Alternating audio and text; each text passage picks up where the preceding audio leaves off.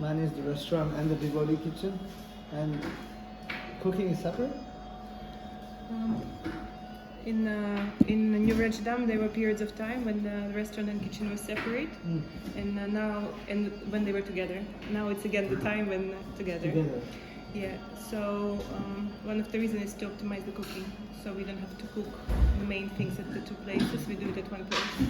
So we cook at the kitchen, and here we cook extra things only. Okay. You were currently, previous to this, you had managed restaurants or something, chef, something in connection with. Before that I lived in Turkey. I had my own restaurant for 3 years. Wow, Yeah. 3 years. I cooked and managed that. Uh-huh. Yeah. Vegetarian restaurant? It was not. I was not a devotee back then. This was the turning point when I met devotees, and I left my non-vegetarian restaurant. Wow. Yeah, because in the U.S. there's a general statistics that most restaurants, there's that 80% or 90% of the restaurants fail in the first 2 years. They don't survive.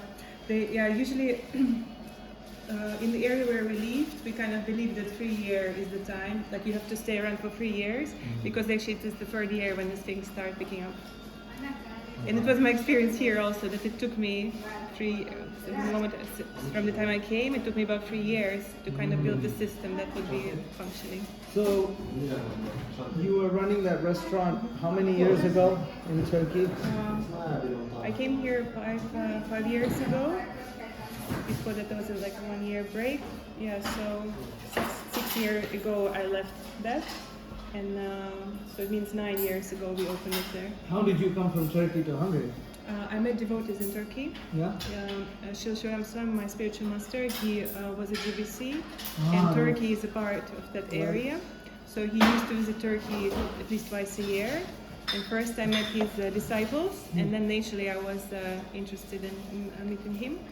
And when I met, things became pretty clear. Wow. And then you decided to move to Krishna Valley. Because my Guru Maharaj, he does a really big preaching around the world about Krishna Valley, and that's the big part why Krishna Valley is so popular, because he promotes it a lot. So once he talked about Krishna Valley, and also he showed a film. Devotees made a film about Krishna Valley, and I saw some of the. It's very nice. I mean, it's very nicely done, and also devotees who live here, they are talking about their experiences, and it was just so enticing. Yes. I think we've seen that also. I mean, there's many different. Yeah, it's a half an hour. Half an hour. Yeah, I think we've seen that. It's really good. There's a lot. It's a very good. It's a very good video, and I was very convinced that this is the place I have to be when I saw that. So it was pretty clear. So after you came, immediately you were assigned this service? So the arrangement was that my first service I helped at the guest houses, because at that time the person who managed the guest houses, she had this idea to have a restaurant there in the guest houses, because there the big area here is the dinners, because here we close quite early. So. You mean when you say the big thing is dinner, meaning many guests who come, they don't get any prasadam around dinner time, but the guests who come, they expect that dinner is somewhere around. So it's a big area for if you have a guest house, you have to have dinner. I see. Because people who come to the guest house, they expect. And usually if it's karmic culture, because most of the guests who come, they are not devotees, they are just interested. Sometimes not even interested, just came to, I don't know, for some little retreat. So dinner is a big thing, so it's supposed to be there. Yeah. So that devotee, at the time she wanted to have like a dinner restaurant, and we were going to develop it with her. But quite soon actually she left the service, and I really wanted to be here. Because the guest houses are kind of outside, and the arrangement was that the person who managed the restaurant, he was exactly leaving his service, and the person in charge was desperate for new alternative. Yeah. So Radhashyam arranged the perfect timing for everyone. Okay. And what do you serve in the devotee kitchen? What do you serve in the restaurant? What are the items that are common? You must have a menu for the full week. Yeah. Yeah. So we plan ahead. The basis is the same, and the basis is what what our Guru Maharaj also emphasizes we should be doing, dal, rice, sabji. So that's that should be there. That's also something that easy to cook in bulk. Yeah. And then there are extra things like fresh salad. We try to really go with the seasonal produce in the garden. Right. That's great. So that's why they take us a little bit in a certain direction when certain things are there. And when we have more capacity, we do things like puri pakora and different sweets for the restaurant. So that's in the restaurant. It's a fixed menu. It's not like there are free sabjis. No, like you have much. Like order. You don't order different. No. Yeah, you go there, you see what's there, and that's the menu. Because you need to have quite a few cooks to do many things. Okay. Yeah. So how many cooks do you have, and what's your service capacity? Like how many devotees are involved, and what are they doing? So right now there are 9 of us. 9 devotees involved. Full time. Wow. So that's the kitchen, the restaurant, and serving devotee prasadam also. Okay. Plus we have many seasonal volunteers who come, sometimes just for a few days, sometimes for and Sukayanti Mataji, she also manages the guest houses, and she's also in charge of the volunteer department. She established this process, and in Budapest we have there is a Bhakti college. Yeah. And there's also a temple there, so that we have a large congregation. So quite a few devotees, they come from Budapest. Devotees or those who are interested, they heard, they come to experience service. So in season it's nice because exactly there, they have time in summer, like no university. Someone takes short vacation to do that, and we need help. So that's how it works. So if somebody wants to do service, you give them accommodation And prasadam. and prasadam. Yeah. Where do they stay? Usually stay at Kamala guest house. It's the guest house outside. Generally for volunteers, that's where they stay. Yes, that's where they stay. Yeah. Okay. So, how many devotees do you? So, apart from volunteers, you have 9 full-time devotees. Yes. Okay. And what do the 9 devotees do? How many devotees for what service? So we have one devotee who cuts vegetables. Then there are, let's say there is one full-time cook and one full-time assistant. Plus there is a half-time cook. I cook also sometimes. Then there is one devotee who serves prasadam. There are 2 devotees who are here at the restaurant. There is one lady who comes and cleans, and I also have an online administrator, so 9.5. Yeah. And pot washing. So it's cook and assistant. They have to take care of all of that. Yes. Oh wow. This is the cook. He cooks and he cleans after him. Okay, so wow, this is good to know. You see, we have the same in Pujari. Yeah. You cook Rajbog, you clean and wash You after clean yourself. after you cook. Yeah. So you're very conscious when you cook. You don't make a lot of mess because you are the one to clean it. It's no problem. You don't use so many spoons and pots, because you have to clean. You clean, use the same spoon again. Yeah. Prabhupada trained Mother Yamuna like that. And so the cooking for the restaurant and the devotee kitchen is all done with firewood? Yes. Wow. That's really amazing. They cook for the restaurant also in firewood. Even when you make extra preparations like samosas, everything is firewood. The only exception is when maybe quickly we need to. The kitchen is until 3. So if it's sometime later, maybe for dinner, we need to make some extra rice. We'll make it here on the gas. But apart from that, that's the fire. Okay. Yeah. But I thought you don't serve it. Sometimes some need. We do serve dinner for the guest house guests because the need remained and the guest house didn't find like other solution. So for the guest house guests we serve dinner also. So But it's it's like- generally what's remaining for lunch? We do. It depends on, we try to do because we don't want the guests to eat the same things also. So we try to make it a little different. Yeah. So we try to like the rice is there, right? But like you make a different sabji or you make a salad, or some Or maybe snacks. you put some chunks in the rice to flavor it a little bit. So yeah, my initial plan was that we will have a separate cook for dinner, and that would be ideal. But right now we don't have so many guest house guests every day to have like a full-fledged dinner operation. It's not worth it. Yeah. Okay. And the guest house, when they pay for, I mean, I'm going to talk to tourism. Yeah. The Mataji involved for that. I forgot her name, but she'll probably tell me. But when guest house pay for guest house accommodation, it includes prasadam. Right now, the setup is like that the breakfast automatically is included, Okay. and they can opt to pay for lunch and dinner as well. Okay. Yeah. Okay. Yeah. Like a regular hotel. Yeah, yeah. Breakfast is free Yeah. and accommodation. Yeah. Okay. And how did you were in Turkey? Hungary is a completely different country. Everything is different. How did you decide what menu to choose? How do you decide what is cost effective while tasty and people like it? How did you figure this out? I mean, maybe I came from Turkey, and in Turkey they also have very rich gastronomical culture. But quickly I realized the root is Vedic. Right. Yes. And when I came here and I kind of started. Falafel is from Turkey? It's more like Middle Eastern. Oh. But there is a part of Turkey that's bordering with Syria, so they do falafel there quite a lot. Yeah.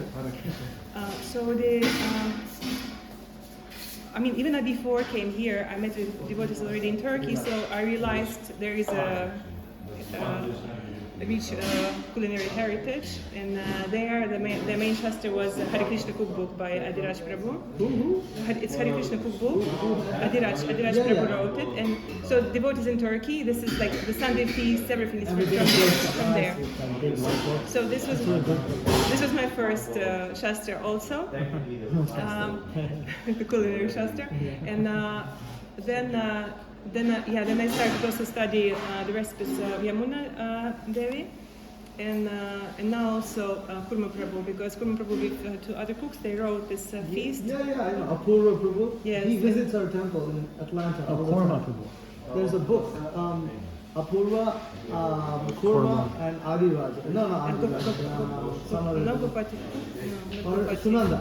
Yes. Sunanda. Oh, that one. Yeah. Yeah. It's a yellow color cover. Yeah, it's and I'm really grateful devotees are doing this because it's a big scale cooking. They showcase there because I mean most of this cooking is big scale cooking, and it's nice when you have already recipes that devotees tested and worked through. Because what I was doing a lot, I was just taking Yamuna Devi recipes and scaling them up, and basically that was it. So these three books are the basis of what we are doing here. I cannot say we do a lot of like Hungarian adjustments because. I mean, in one way, yes. Like sometimes we have these Hungarian days in the kitchen, so we make some Hungarian stew or something, and everyone loves it. And we need much more of that sabji than the regular sabji because everyone is nostalgic, yes. But I'm very much following this kind of dal rice sabji, Hare Krishna style, Vedic style. And I realized the guests are also very open because everything is exotic to them, so they are willing to try anything. We cannot keep the level of spice like really authentic. Yeah. Mild. Yeah. You cook with ginger and chili? You cook with ginger and chili? Yes. Yeah. I realized when. Usually because we have a lot of guests, like Indian guests who are coming from some European countries, and I realize when they praise the food, it means that for everyone else it's already too much. so I'm always happy when Indian guests are happy because I know it's up to the standard, but then I'm thinking, oh, how everyone else is tolerating that. So I have to be careful about the level of chili, but that's all. All the other spices they are there in the original quantity. So that's Only chili, but other spices are okay. Yeah. Cinnamon. Everything. You can put normal. Yeah. So I would say this is ISKCON, as I understand, kind of regular ISKCON cooking we are trying to do here. Okay. How do you? I mean, you came to a restaurant that was already running, so it's a little different. But how do you decide quantities of cooking? Because you sometimes have guests, sometimes less guests. Yeah, it's something that takes a lot of my time and energy also, and the cooks expect me to be quite precise, but who can be? Because we have two parts, right? The guests and the devotees, and the devotees, we have number of devotees who have like monthly subscription. Yes. Or we know that there are those who come daily, but we know like they come quite regularly, so we somewhat know. But especially in summer, there are many visiting devotees, so you can never know. That's one. And with guests, basically, you can never know. So of course there's a seasonal trend. I mean, you can understand this. So I look at all the statistics. I look at the weather. I look at the last year. I look at the last week. So and I try to predict accordingly. Sometimes it works. Sometimes they are really like we cook twice as much as we needed, or sometimes we cook less and we need to cook more. And your cooks, when you say there's one full-time cook and one assistant, so they cook one time, but then if the quantity is less, they have to come again and cook? Usually we find out that something is less when they are still there, and if the stove is still warm, it's not a problem just to add like a few extra woods and boil the water and make some rice or make some good subject. Yeah. Okay. How do you find out that when they're there? I mean, your cooking happens only once, right? And the restaurant opens at 11? 12:30 we open now. 12:30 you open, and you run till? Until 4. Until 4. So, isn't your cooking all finished by 12:30? Yes, the first batches, yes. But as I said... Oh, there are multiple batches. Yeah, as I said, we know that, so the cooks there, they come at 7, so until 2 or 3 they are there. So if you need some extra rice or subject, they can make. So you say they make in batches? You make one batch and then another batch? I mean, now we didn't have to do this, but when it's like July, August, that's the peak season. Sometimes we have to do more. But now I'm kind of... there are two approaches. We tried two approaches here. One is we tried to cook in batches. Before I came, the cook was doing that. He was cooking like 4 or 5 times a day. It's very exhausting. I found it's less exhausting to cook a larger batch and find out what to do, rather than just like you cook and all the time. And that way, you can be very flexible with quantity, but you cannot, like, the first subject will be quality, but next week's subject will not be already, it will be something from the can or something like this. So that's why You prefer one-time cooking? I prefer one-time cooking, rather a little bit will remain, than we will do some subpar prasadam. I mean, rice is anytime we can, it's not a big deal, but the sabji is best if we have more than needed. And what do you do with leftovers? It depends on the situation, because if the leftovers were here at this, it's kept warm there. If it was kept warm there, it cannot be reheated again. So this has to be distributed. We have this room where devotees wash dishes, where they take clean water. So we leave those things in the evening. They can. But sometimes some devotees will come and see if there's yeah. So those I can take. If we cooked a large quantity and already know it will be too much, so we'll immediately cool it. You have to cool it very quickly. So you do it with adding this ice packs or something. So if the cooked thing is cooled very quickly, then it can be safely stored and can be warmed up again. So here everything is run through solar power, right? Yes. So you have big refrigerators here? Now at the kitchen, yes, we have 2 big refrigerators. But it's interesting that here at the restaurant we have just one house type refrigerator. We have this, and for a few years we were just doing along with this too. With just that? And there's another house type. It's quite a miracle, yeah. But at the kitchen now we have the industrial size. Industrial size means bigger with Yeah. doors, Yes. not walk-in. No. Walk-in, we will not be able to pay walk-in with the solar energy. It's too expensive. Yeah. Wow. Yeah. Okay, so,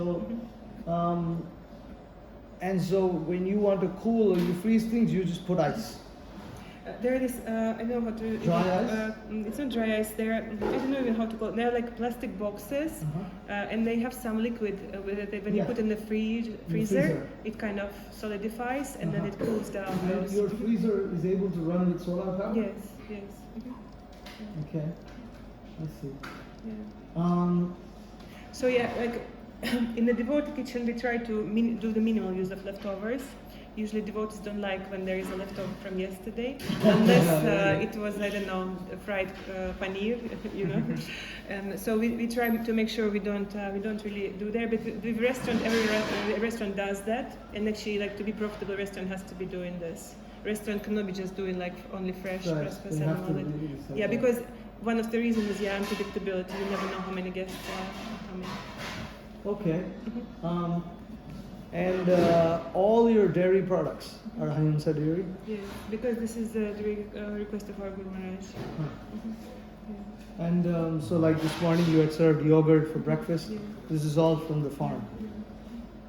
Okay, and you managed to do paneer for Yes. guests with, let me see. So, but then sometimes it's only vegan?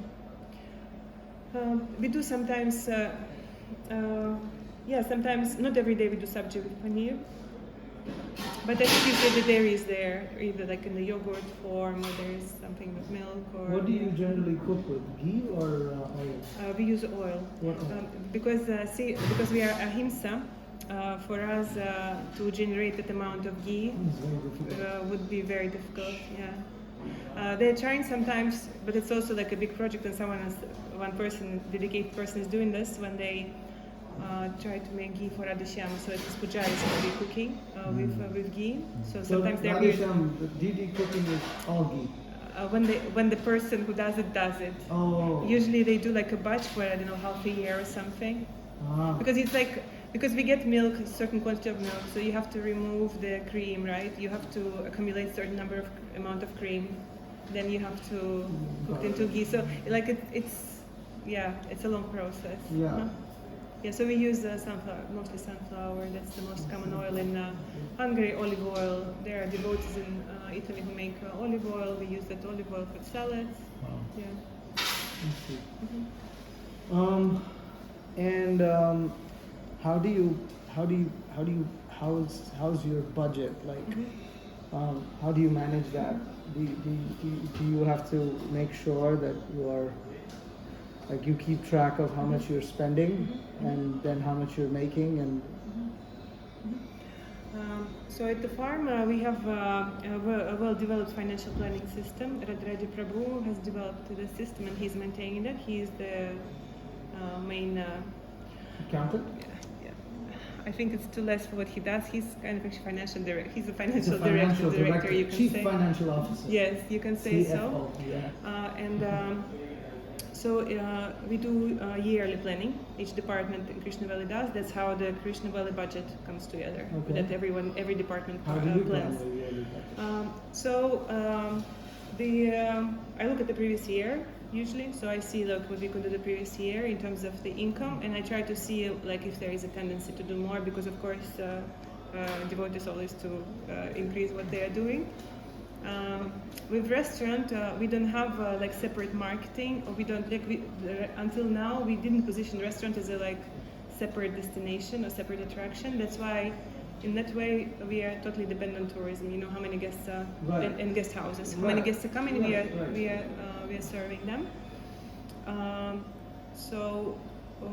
That way, with the restaurant, I try to look at the previous year, try to project some growth, and usually yeah. So with costs, I usually have like a target percentage for each item. For instance, salary, or I don't know, the boga cost. So I try to keep certain percentage.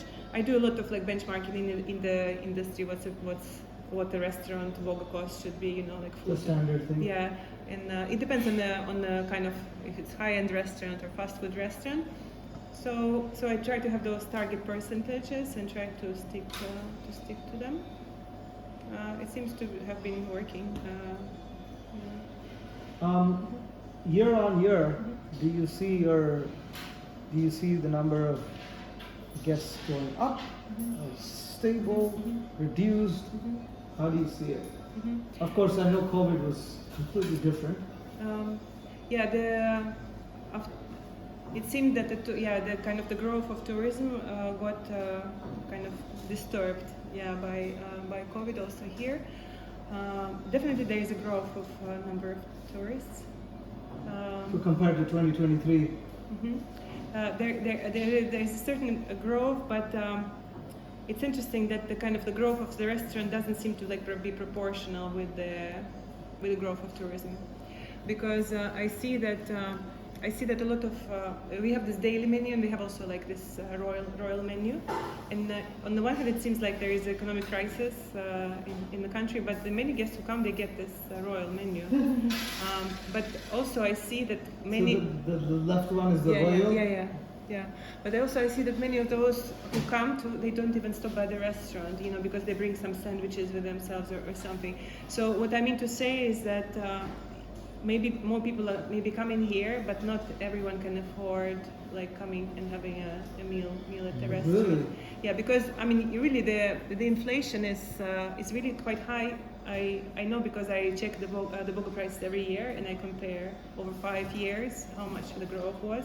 It's much more than the government tells, like considerably more.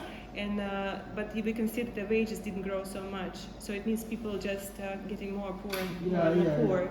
So, and traveling is it's a kind of luxury thing, right? So it's not something people prioritize. And okay, jumping on a bus with a group to visit Krishna Valley is one thing, but paying for dinner or lunch, it's a plus thing. So I can see that I can see that the restaurant is definitely affected with that. So more guests are coming, but not so many more that they have been coming if there were no COVID. So I see that kind of the growth slowed down a little bit, and maybe the people are coming still, but not everyone coming to the restaurant.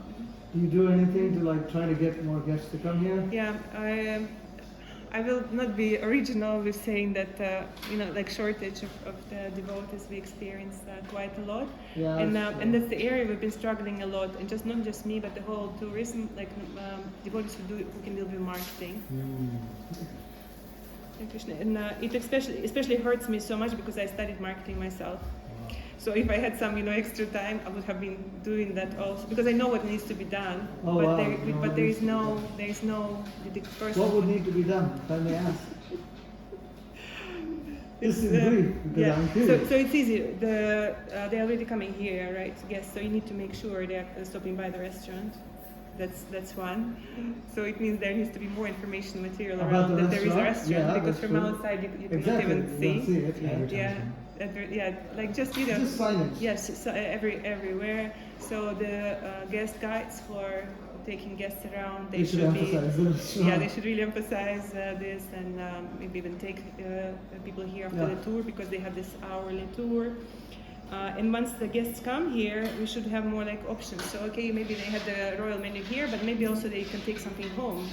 They tried, but some edible gifts that they can take home, and this is also opportunity to distribute prasadam to those who were not here, right? You mean like cookies? Cookies, or I don't know, some sweet balls, something like cake. So those things. It's also very easy, but it's just a capacity question. You don't have so many baked goods like bakery. No, we used to have. We bake once a week, but primarily for devotees on the farm, because where do you get baked goods? It's like as devotee, you don't go to a shop usually. So that's why we try to provide the farm devotees with the baked goods, and if there is surplus, we sell it here at the restaurant. But we used to have like cakes and all these things, but we don't have a devotee this year who is doing that. How do you compare this restaurant to the restaurant in Budapest? In Budapest, they have a few. They have a few places. There is. Yeah, few places in Budapest. Yeah. Not just the temple. No, in the temple, I think it's a kind of like even. It's not even a restaurant. It's kind of like a really small thing they have in. Cafe? It's more like a cafe. No. Wow.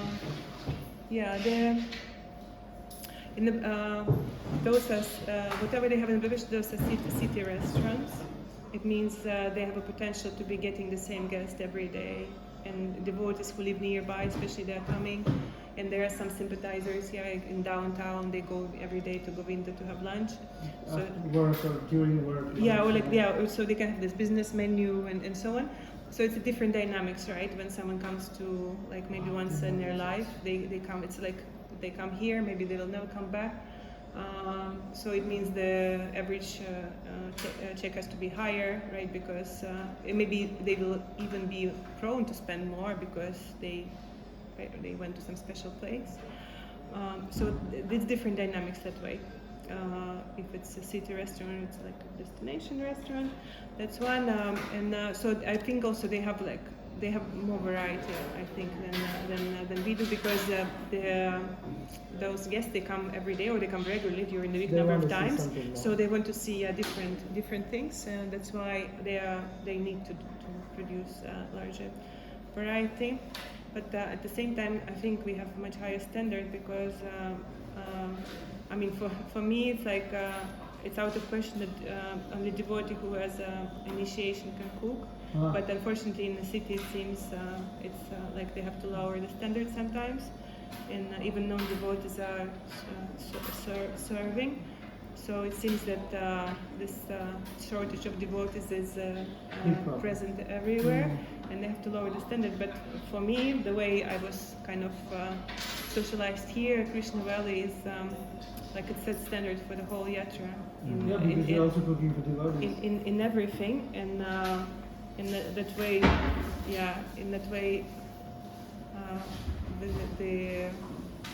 we need to keep the minimal standard. Do most devotees in the farm, do they take the devotee prasadam or do they cook for themselves? No, they right now I think there is about 110 devotees at the farm, and I think out of them about 35 are children. And we have only 25 devotees who are coming every day for lunch. Many devotees are cooking at home, it seems. Oh. There are many reasons for that. One is the big kitchen was, I think, experienced big difficulties just prior to this, and some devotees they lost their faith, and it always takes time to build it up. So that's one. Yeah, I think like this devotee kitchen, you have to be so stable so that devotees will know that yes. And everybody has their personal preferences. That's another thing, and that's another thing. And then another thing is I think with aging of devotees, you see that many have special diet, and kitchen can only do it if we have an extra cook. Then that way you can have 2 different sabjis, some raw salad, some cooked, some steamed vegetables. So yeah, like that. Okay. How much, if I may ask, how much income does the restaurant generate per annum? I think last year it was 56 million forint. Sorry. Yeah, of course I know. That's not dollars. This is gross? Yes. This is gross, before expenses. Okay. That's So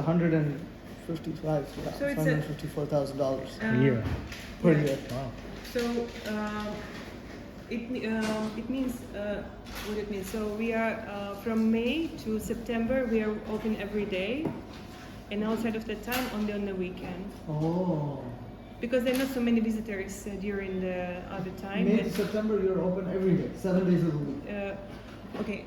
With the exception of Monday, because on Monday Krishna Valley is closed for the tourists, because the tourism devotees realized they need a break. It's one day a week that everyone can have a rest day. Yeah. Okay, so you said May to September? Yes. May, June, July, August, September, 5 months. Move the mic in front of the cup. Oh, the cup stand. 5 days, 5 months, 6 days a week. So 5 months times 4, 20 weeks. 20 weeks times 6, 120 days. And then you're open only on weekends? Yes, so Saturday and Sunday. On for the rest of the year? Yes, for the rest of the year. Wow, that's pretty good for what you do. Okay. All right. And so, what do the devotees do when the restaurant is closed for a while? So you have 9 full-time devotees? Everyone asks me this question, and everyone thinks we are just on vacation most of the year. But Shanti Prabhu is also laughing from the back.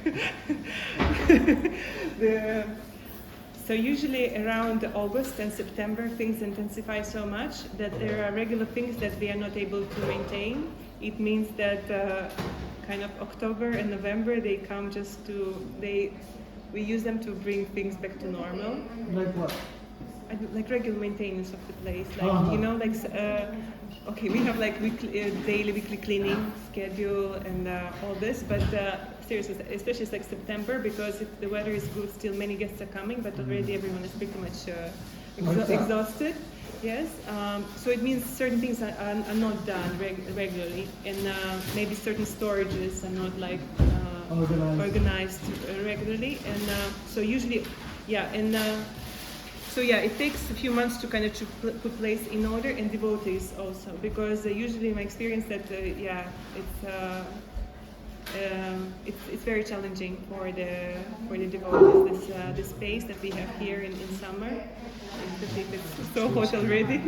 Yeah, you cook, you serve, and there's so much to do.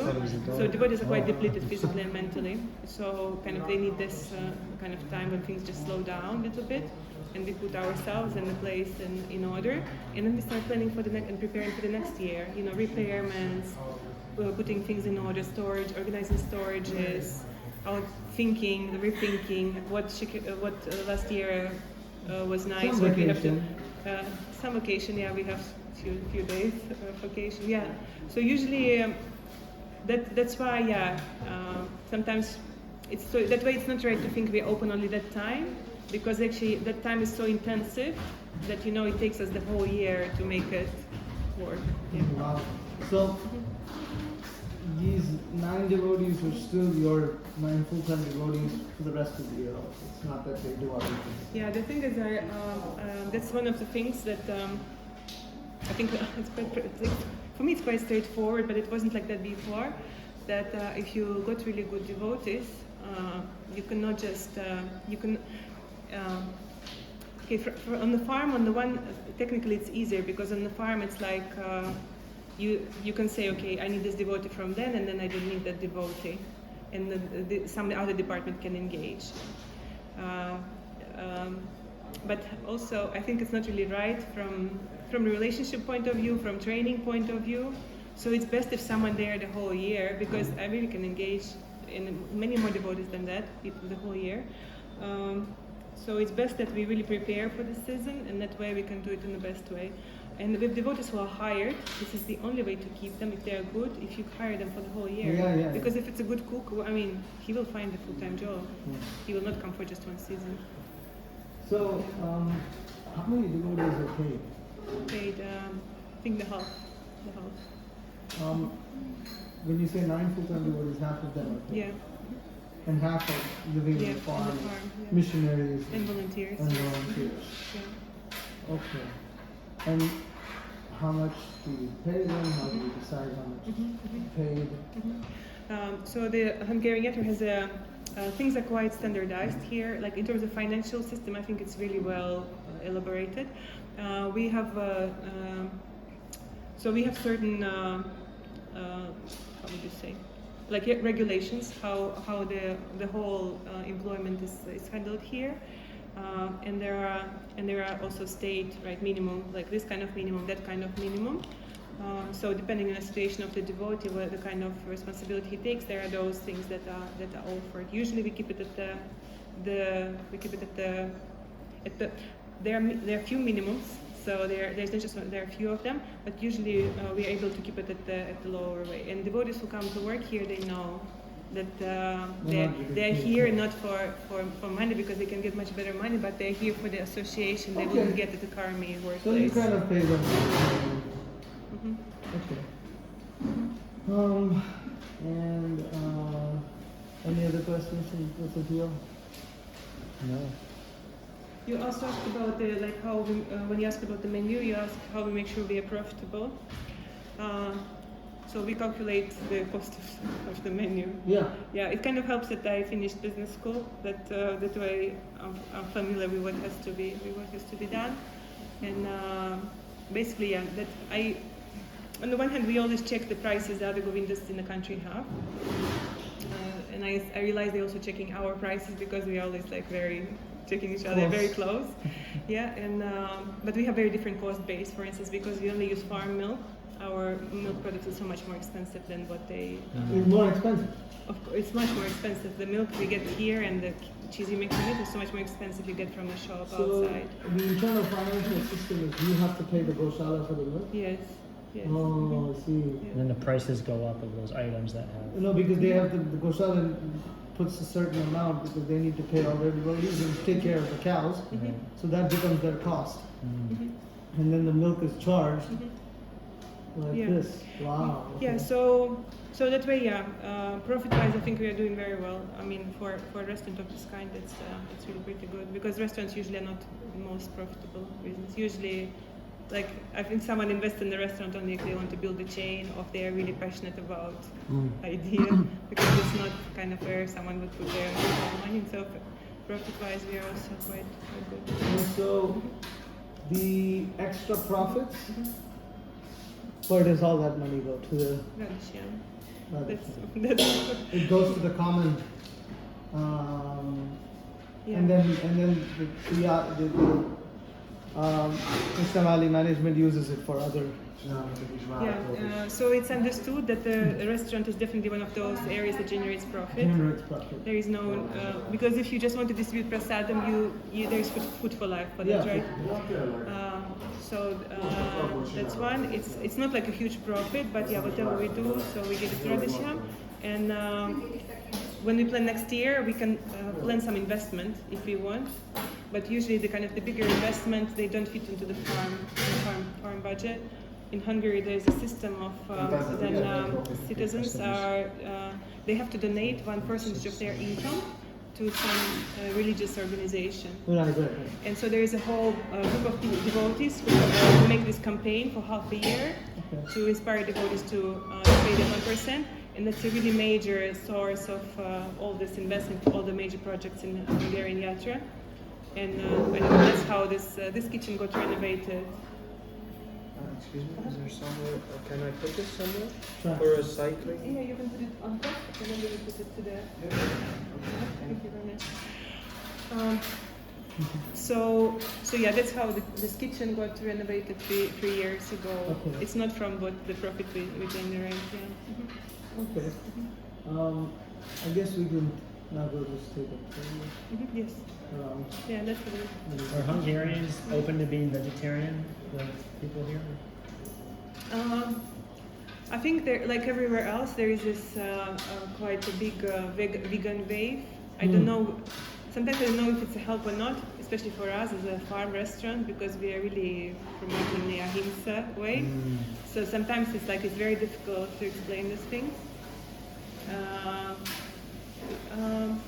I think most of those who come, they're kind of like curious to try these things. Oftentimes they're surprised, right, how these things can be eatable or even delicious. Yeah, so I think rather this vegan trend is More popular? yeah, like yoga people and And how many people come here saying, "Oh, this is vegetarian, I won't eat because I'm vegan"? quite a few guests. They're vegan.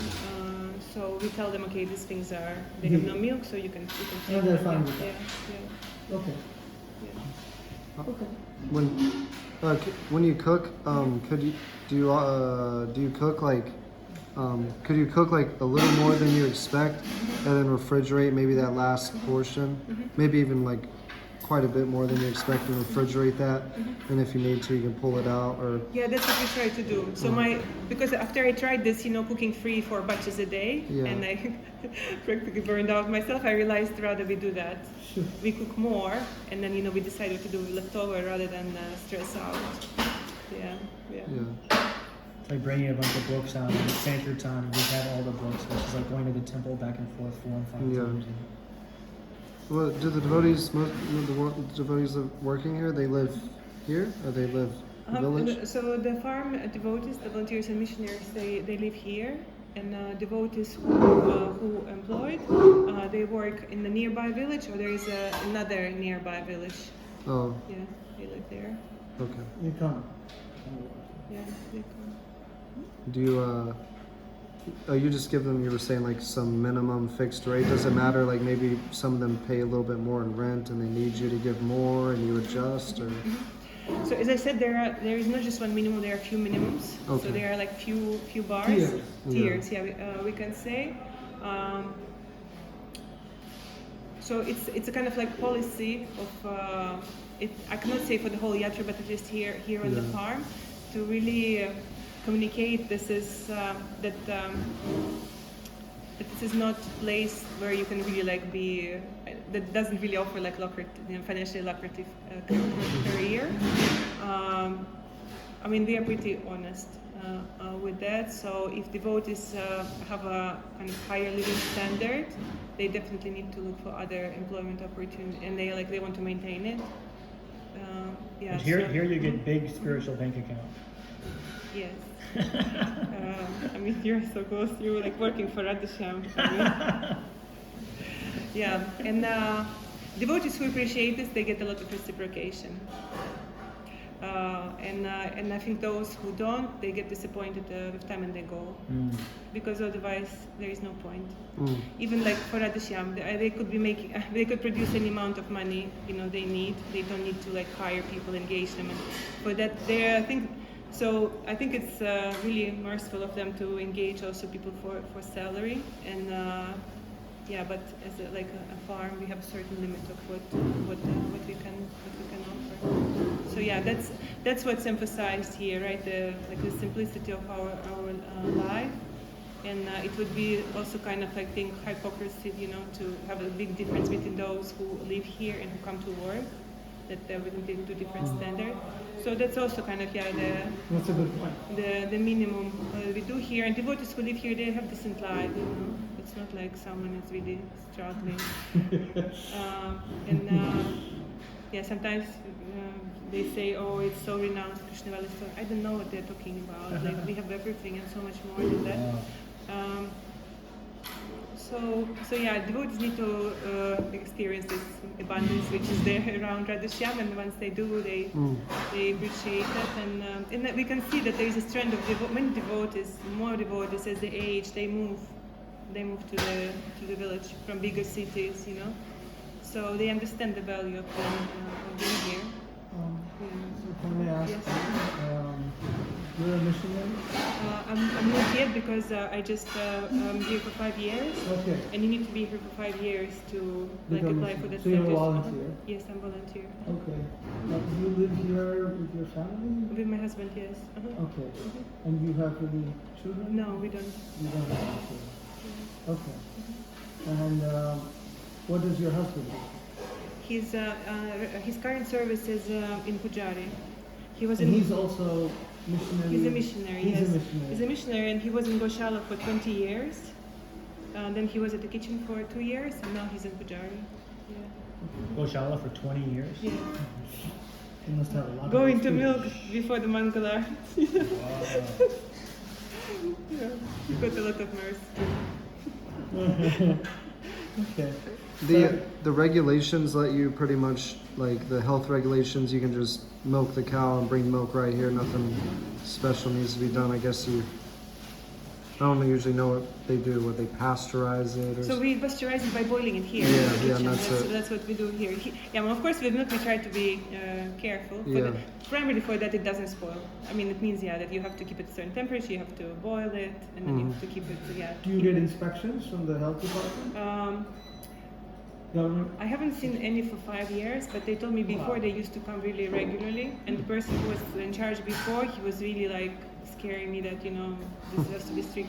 I mean, we try to follow all the things that they want us to follow. They are like there is no really violent violation. I mean, there are a few things maybe we're not doing perfectly, but otherwise we are pretty much following. Yeah. They haven't come for 5 years. That is Who really knows? amazing. Maybe they're When people ask me this question, I'm always like careful. Maybe just they're coming water. tomorrow. I get it on camera. Yeah. What is the thing, the item people like the most? Is there a particular item? Like, Mangulassi. yeah, that's what I Would was you gonna like say. to I try saw it, so I figured it would be that. Would yeah. you like to try some? No, I'm full. You want ahimsa mangolas? Okay. No. Some mangolassi. What is that? Water. You want some? Oh, sure, I'll take some. Refrigerated water. Water? I'll take some water, yeah.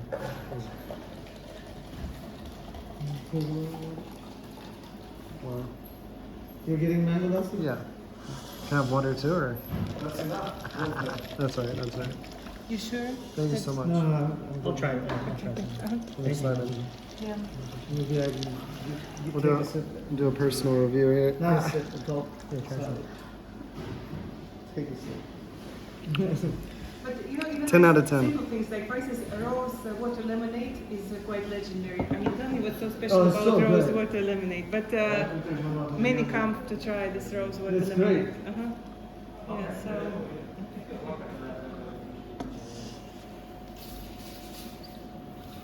Ah, nice. Great. Wow. So amazing. when you drink a hot something like this.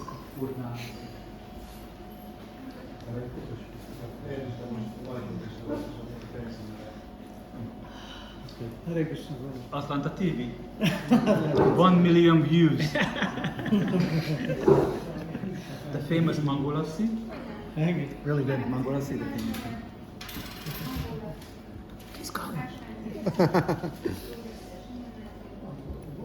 Enjoy.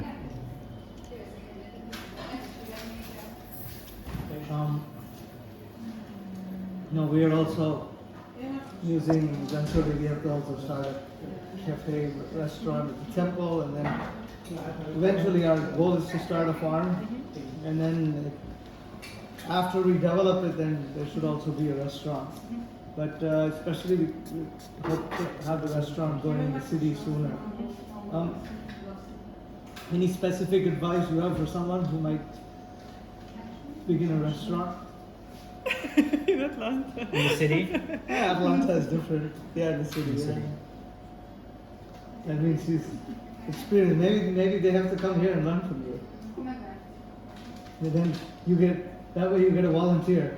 That's a good deal, I think. Yeah. Work share. You get a volunteer, and then she may feel like, okay, I You're can give serious. some time to teach something. Yeah. It might also be a good way to learn. Yeah.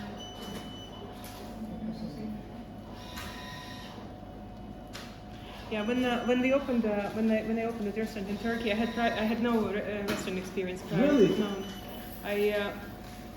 My fortune was I traveled a lot, so I think I had pretty good understanding. Where are you of, from? I'm Russian. Oh. Yes, I'm from Russia.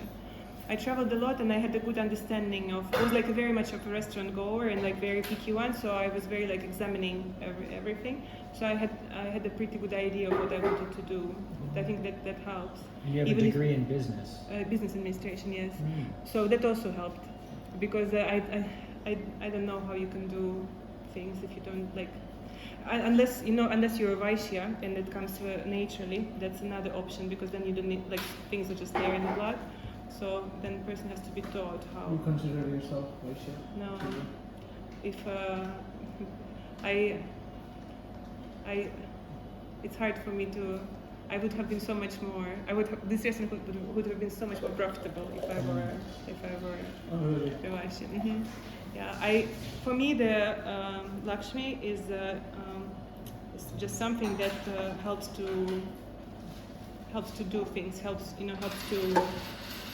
like that's a resource to get service done. So that's what Lakshmi is. So by itself is not really so interesting.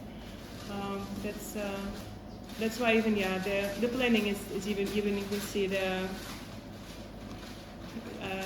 I don't know if you met Balamotico Prabhu, he's the gardener. We laughed with him once because we exchange experiences at times as leaders. So, You met him yesterday. Departments. He's amazing. Yes. Funny, very funny. Yeah. And also, also the garden has developed so much under his management. So we were joking about this planning, this yearly planning, and we said that it's like Radhasham, they feel in any whatever is missing, and he said sometimes they are rewriting the numbers, and this is also my experience.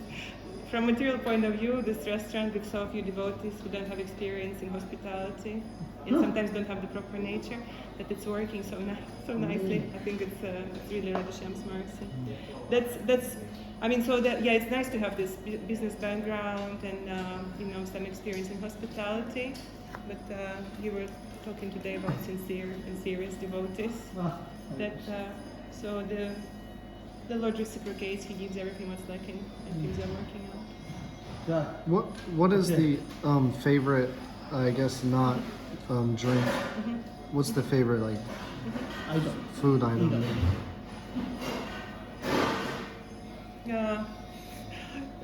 It's quite cute. Tomato chutney. When we have tomato chutney, Oh yeah. no one can really. They don't know where to put it. Like what is it? Like how? Like is it plum? What is it? What is in there? So at least for Hungarian guests, it's like wow. Is spicy chutney or sweet? It's sweet and spicy. Yeah. Sweet and sour, yeah. So a little bit of that on the plate, and it's like the major attraction. That and rose water lemonade. Sometimes I wonder if we have to do it at all. You just give it a bit of chutney, lemonade, mango lassi, and guess You serve parathas also? Parathas. Sometimes maybe very rarely for dinners we do. Okay, maybe we could go. Yeah, let's go for the tour. Thank you, Mother. Thank you. I know you're very busy, especially in summer. You're talking. Probably today's a quiet day because it's so hot usually. That guests who are staying nearby for summer vacation, they go to the Lake Balaton to swim. They don't really go sightseeing. So at this time of the year, when the weather cools down or it rains, we have a lot of guests. So here there is this gallery that we use as a storage.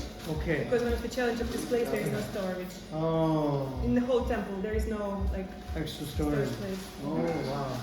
Otherwise, what was that intended to be? More seating. There was some point of time when it was used as a part of the restaurant too. Okay. Yeah.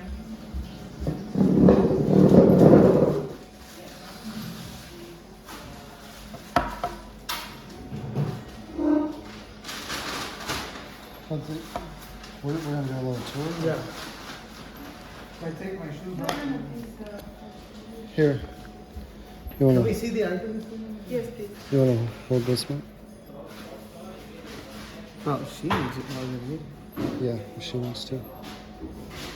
Would you I think these are the things also that they have pretty much there. There is rice, there is sabji dal, there is halava. Halala. Yeah, those are there is a green salad. Yeah, that's the menu.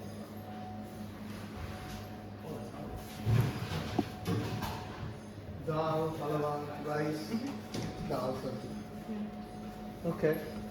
Yeah, And, see also. Can you read this out? I don't understand what this is. So. The daily menu. So this is royal menu. Yeah. It's rice, dal, sabji rice. Then there is salad or steamed vegetables. There is some salty snack, sweet, and drink. Salty snack, like something crunchy or something? Something like pakora or something like this. And to figure out this royal menu, I think every restaurant has to have devotee restaurant has to have a royal menu, because I think people's ego is very pampered that they can, afford something extra, and quite a few are getting that. And what is this called? A daily menu. Daily. Yeah. And this is dal, rice, sabji? Salad or steamed vegetables. And steamed vegetables. Then, here we have a small factory. They're making this. Yeah, we saw these. Yeah, You We make got this some. here? there is a little factory here at In the Krishna village? Valley. Krishna Valley Oh. here. They do these things and they do all this, vegetable, some bread spreads, and they do some chutneys. We bought some of these We today. bought some of these just for snacks. And So there is also one devotee. She's quite celebrity chef, and she has these books. Tamangi Devi does. Yeah. So just I was telling about extra things. Yeah. So for a restaurant, it's nice to carry those extra things that people may purchase because oftentimes they ask about recipes. Yeah. So So recipe yeah, books recipes are are there. here, and chutney that they like is here also, so they can take. And tea. And Yeah. things like So that. there's a minimum, but I think it's nice Good, to have yeah. those, Okay. those things. Yeah.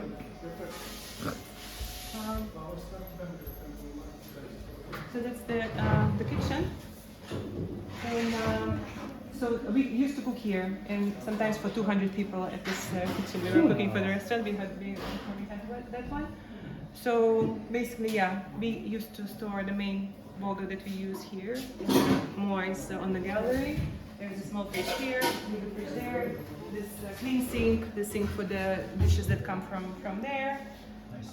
This is the gas stove. There is also And you use only disposable plates? no, for yes. gas? No, yes. There was a period of time when we used Ceramic? metal, but devotees took a lot of it. This just disappeared. I realized it's more. It's not so economical how I thought. Mataji, do you have any? I know in big restaurants they have like hoods that ventilate the smoke, and you have any vents or? We have these two windows. That's it. Yeah, so Oh, wow. that's we open and that's how the and yeah. We might need more power to run those things. Let's see the generator. Yeah. This place, we had a big plan for this place, but now we will be demolishing it because my Gurush told me it's the ugliest part in the whole temple. It has to be This removed. plastic thing? Yeah, but the idea was that we extend the cooking capacity by having this little terrace, you know, having extra outdoor stove, kitchen? extra. Outdoor kitchen. Yes, yeah, this was the original plan. We used it somewhat, but and the storage again, you know, like where do you have the where you keep garbage? All So this what are you planning to do to this place?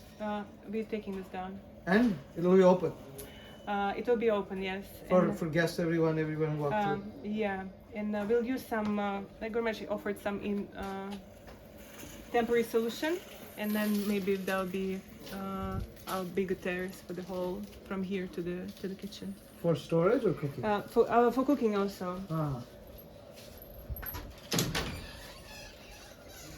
Yeah, it's like see, this is we have this whole infrastructure with this water because everyone wants to drink, and you need to have clean water, and then those disposable bottles. So that's like this whole drink thing is quite important for the restaurant. There'll be a variety, and if you cannot have something clean, you have to get it like big bite from outside.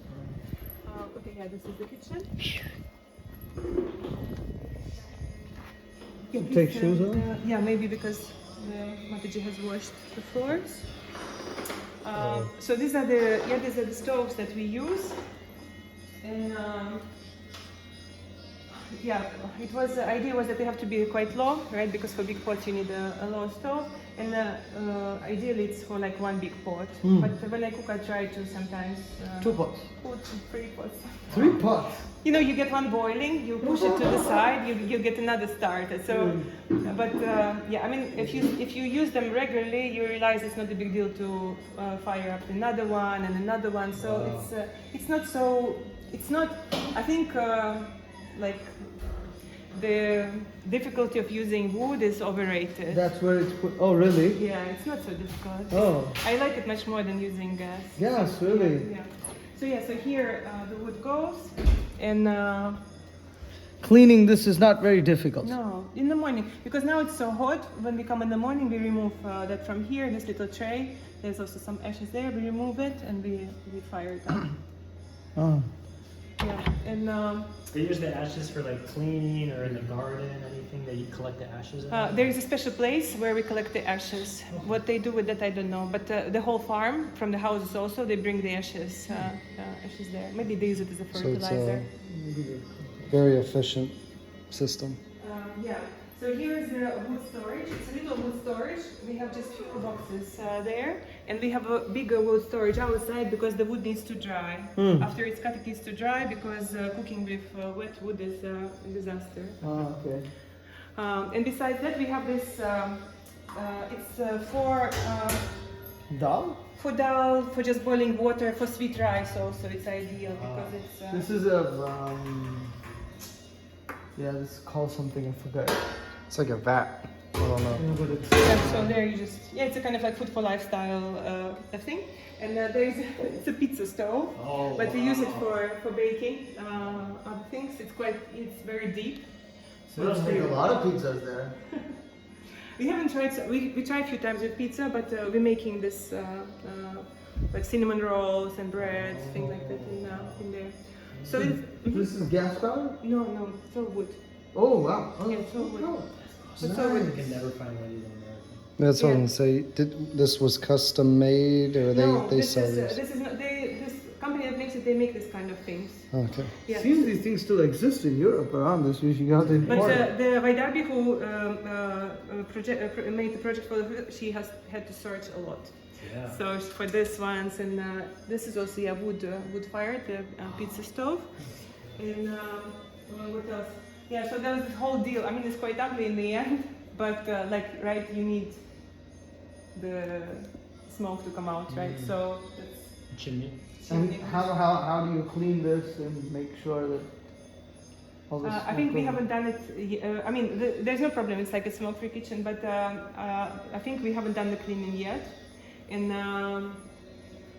because we have this department that deals with maintenance. Yeah, so usually with this kind of things, I go to them. It's just like. So here we have this shelf with the spice rack.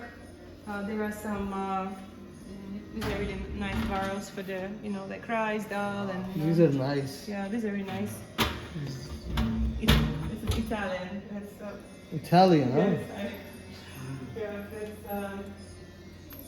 yes, this was a nice Italian because also the furniture was ordered from Italy. It's very nice stainless steel. Because in the restaurant we didn't have much budget and it's very different quality. But because in stainless steel now there is a whole range and there is a lot of just like very weak stainless steel that even is not so stainless.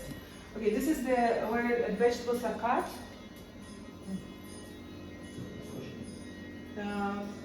So this is one of the fridges. One of the fridges here. And then we have two storages here. This is where we store boga. It's not all of our boga. We have another bigger storage where we store like larger quantities. We have this like emergency storage. Where do you store all the vegetables? We get them from the garden. We don't really need to. We get them and we process. We get them and we process. So most of the cooking here happens all from the produce in the garden. It's, I think I ordered potato maybe some weeks ago. This was the only thing I ordered. Wow. When it comes to produce. Now it's a good time of the year. They have quite a lot of things. So what do you do in May? We have a lot of green, like shock every day. No, but we order more. I always try to make. Then also, it's like you don't do so many vegetables. You do like more grain. More like grain and milk in winter, and then when the Like beans and and more like chapati, puri, these things. And when this season starts, you do more salads and so on. So more it's sabji. more sabji, more salads. That's a kind of like everything storage. There are washing detergents Open? here. Yeah,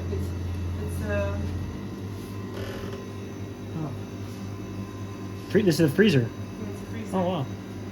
Nice, no? It's to be around the freezer. This runs off the solar panels as well. Everything here. Yeah, It's amazing. yeah.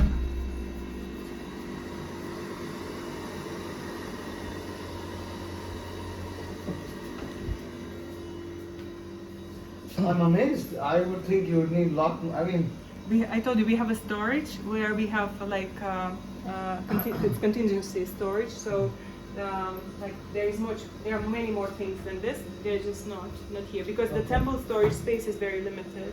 There's so many departments and they all need storage places. So only pujaris have some, and the kitchen and the restaurant. You store some of it in this. You just go to the cellar or something maybe and pull. In the cellar, it's for vegetables primarily. Mm-hmm. Yeah. But for vegetables, like they have this harvest day 3 times a week. So usually they bring, we process. That's how. Uh-huh. That's like those which is peeled or cut for tomorrow. It's already here. Oh, ready for tomorrow. Yeah, ready for tomorrow. Prep. And these are all from the garden. The carrots, the beetroots. Yes. Hmm. So like I see that the morning khichdi or whatever that this mixed Oh, it was a kind of upma from oats, yeah. upma, oat upma. You have it there. What will you do with that? I don't know. Actually, to be quite honest, I'm surprised it's here Okay. because it's supposed to be the vegetable. Okay. And sometimes. This is what you mean by Yeah. organization and. Yeah. There is a bathroom here because originally this kitchen used to be Puja clean. Oh. But you need many more hooks for that to keep that standard. So, but anyway, we have the bathroom and this little place where the devotees can change and keep their belongings.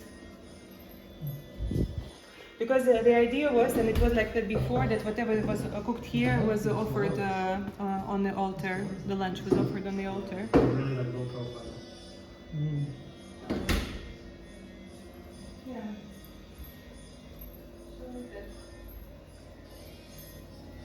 I'll take a bit of the spice racks.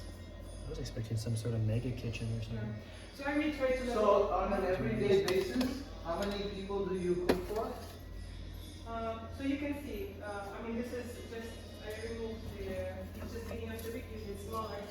So yesterday for like there was 30 for breakfast, 41 devotee and 32 guests. Oh, 41 devotees, 32 guests. So Yeah. total lunch is 73. Kind of, yes. Yeah.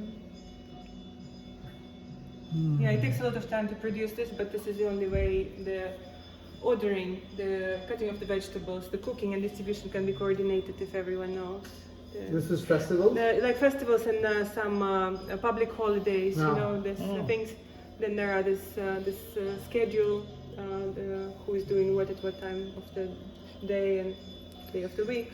There's this is kitchen. They have this daily cleaning and weekly You have cleaning. Russian and English. Yeah, because we have some Russian-speaking devotees also. Oh. You speak Hungarian? no? Yes, I do speak Hungarian. You learned after you came here? Yes, I learned here. Wow. Yes. And you speak. You're born from Turkey or Russia or No, I'm Russian, but I speak Turkish as well because I lived there for 7 Hungarian, years. Turkish, Russian, and English. Yes. What to do? Yeah, so it's I'm kind of very visual person, so I prefer to have all the tables so devotees know what's expected. They also can. Yeah, you're very organized, which is very important.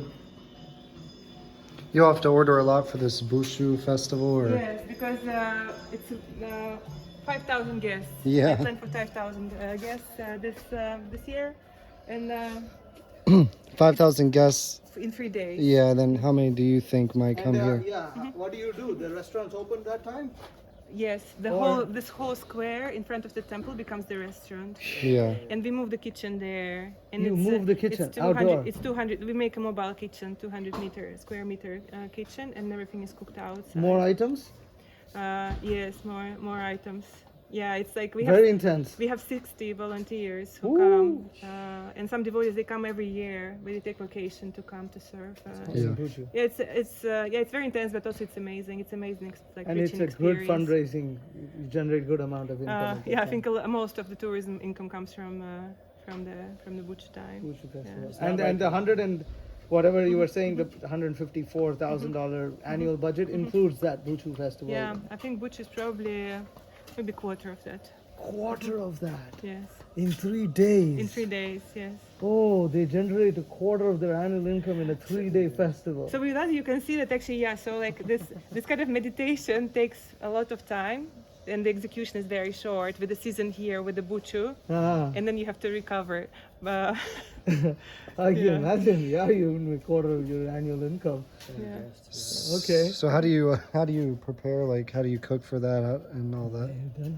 So I think after like it will be my 4th Buchu, so I think I already like set up the system. We try to also I try to experiment with the menu, but they told me I should just stick.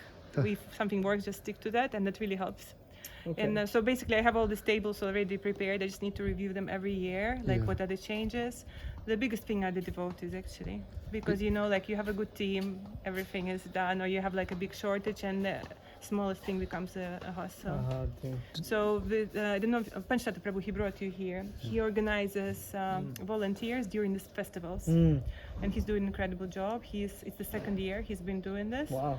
and he's like congregating a lot of Volunteers. Yeah, volunteers, and that's really. I mean, for such festivals, it's critical. Without it, you cannot do anything. Do you do anything like catering, outdoor events, hired? No anything? capacity.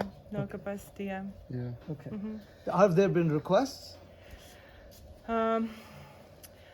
No, but also we haven't done, like, I think it's also the marketing thing. You know, Marketing. you start Okay, marketing understood. and they start requesting. Okay, Yeah. understood. Yeah.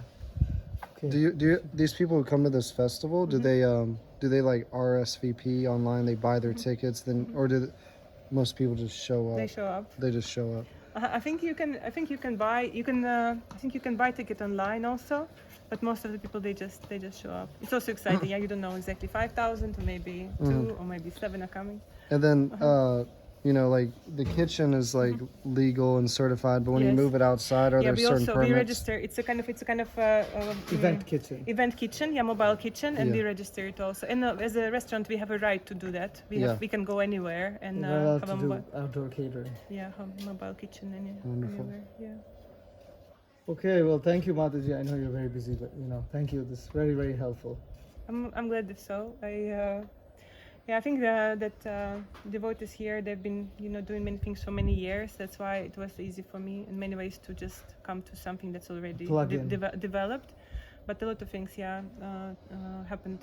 No, I've heard from multiple devotees that for you've improved the standards and everything is That's good. desire of my Guru Maharaj. He really wanted this, and I'm happy to be. Yeah, I could be his tool in this. But I really see that if Radheshyam wants something and Guru Maharaj communicates this, then it's just a matter of time when and who, and Yeah. in matter of when and who it will do it. It's a detail, but Yeah. so I was fortunate to Jai. take this service. Okay. Yeah, Thank you. thank you very Thank much. you so much, Mataji. Thank you. I So really appreciate it. best of luck with the cafe restaurant Yeah.